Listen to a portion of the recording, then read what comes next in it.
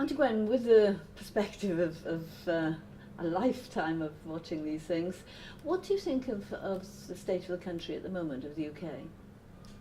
Well, it's pretty fluid, and we're embarking on standing on our own feet again. And I'm very pleased about that.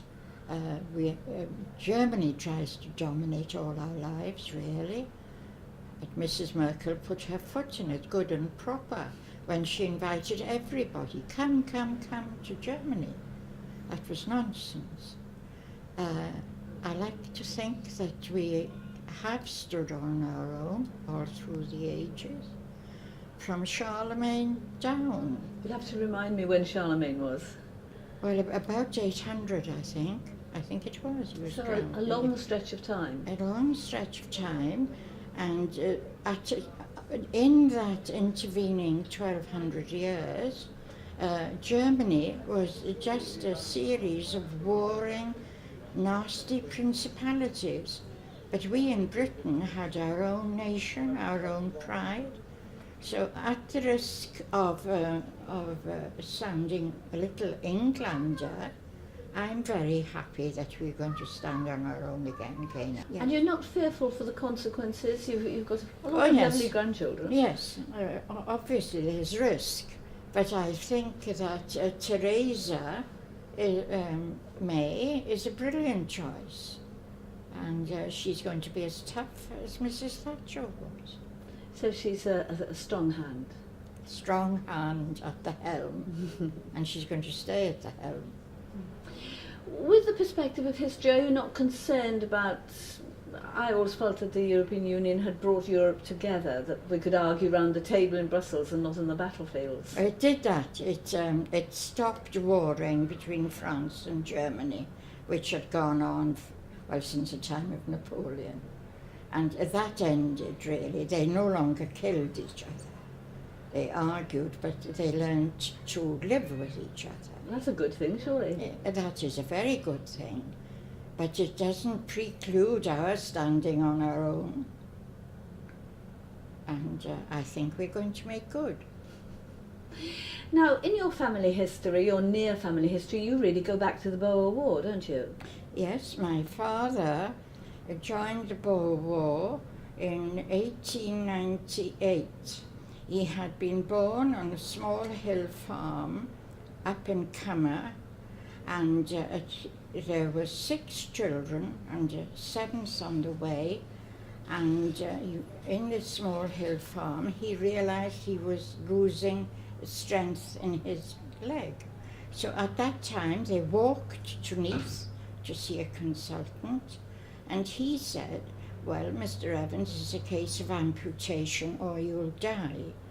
And my grandfather's reply was, well, I've got a young family and I have to keep working. And within 6 months he was dead, leaving 6 and 3/4 children. Well, then, as happened in the farming communities, these children were palmed out to brothers and sisters, to the neighbouring farms. To unmarried couples? Childless couples? No. The children were taken willy-nilly, one to a brother, one to a sister, each with their own farms. But my father then went down the coal mine when he was 12, but he had a lot of spirit, and at the age of 18 he joined the Boer War, because that meant that his passage to South Africa was paid. Having fought in the war, he stayed in South Africa for another 22 years. And there he founded his own hydraulic firm, because in South Africa diamonds had been found, but nothing worked in South Africa then without finding water, rivers. So he set up as a hydraulic engineer. And what part of South Africa was that? Well, he varied where the need was. And then he came home on sick leave and took the train from Garth Station to Bridgend, And on the train was my father, just back on sick leave, and his uncle John Maddock from Llanllynfi Farm. And this is how they met. And in a year's time they were married. They met your mother on the train? And my mother was meeting the train. So from then on, there we are. Yes. So he settled back at home? Yes, if they'd had a boy, they would have gone back to South Africa. But we were 3 girls, so no, we stayed here. Now, before you were born, I don't know if it was before they were married, of course the First World War broke out. Oh yes, well before that.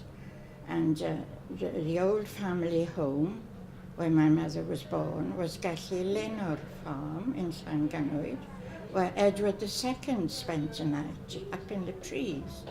And my mother says that she earned many a half-crown when she was a child, showing people the tree.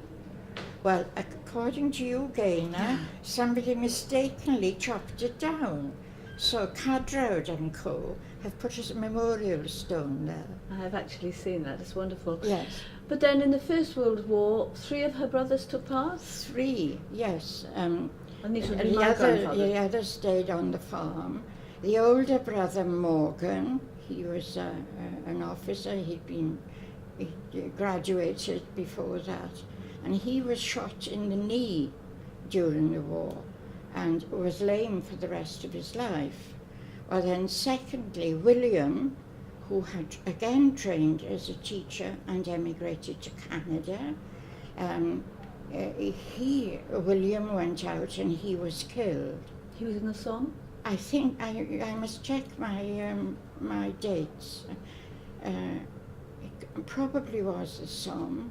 And then their younger brother, who I think cheated his age and joined up at the age of 18, he was gassed in the war and had breathing difficulties for the rest of his life. And I think people said at the time that people who were gassed were very short-lived. He went on to take up a great position in life. Well, yes, he became moderator of the Free Church Assembly. He was one of Wales's last and most admired preachers. He was a wonderful man. Gwyn Evans. Gwyn Ebenezer. Yes, after his uncle. I didn't know that. My grandfather, of course, was another brother. Yes, Evan stayed on the farm. You went on then to live through the Second World War, of course. You had to witness the Second World War? But at a distance. At home, we saw this is in Llanganwyd, New Bridgend. We witnessed the bombing of Swansea. The whole sky was red everywhere, and we could hear the bombs, and I think 2 of the windows up in the hills of Llanganwyd were shattered. But then I was a student in Cardiff in 42, and we had to do air raid duty. And for 2 nights in 7, we had to go down to the cellars in Aberdare Hall in Cardiff to do this duty.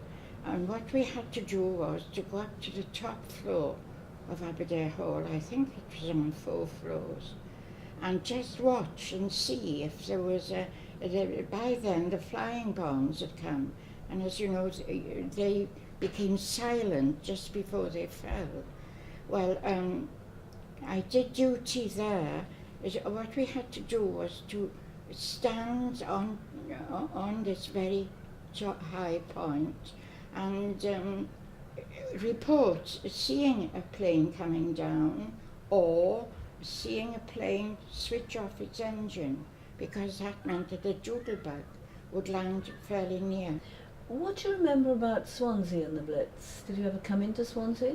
Yes, I came to Swansea at the age of 11, so I was 35, and I came here because I'd become deaf, and the GP was worried, and he suggested that my father bring me here to have surgery in Swansea. There was a very well-known surgeon who had rooms here in Swansea and in London, and he was the surgeon. Now, I remember, so that was 35, and I remember being taken by train to the same station here, and the smell of smelting and copper, and a horrible smell. I couldn't stop coughing. This was on getting out to the station, and that's as far as my memory goes of an early memory. And now, of course, Swansea is being transformed, and we are still living in a largely peaceful society, so perhaps we can hope that continues. Well, yes. Yes. Thank you. Well, Victoria. yes. Thank you. Thank you.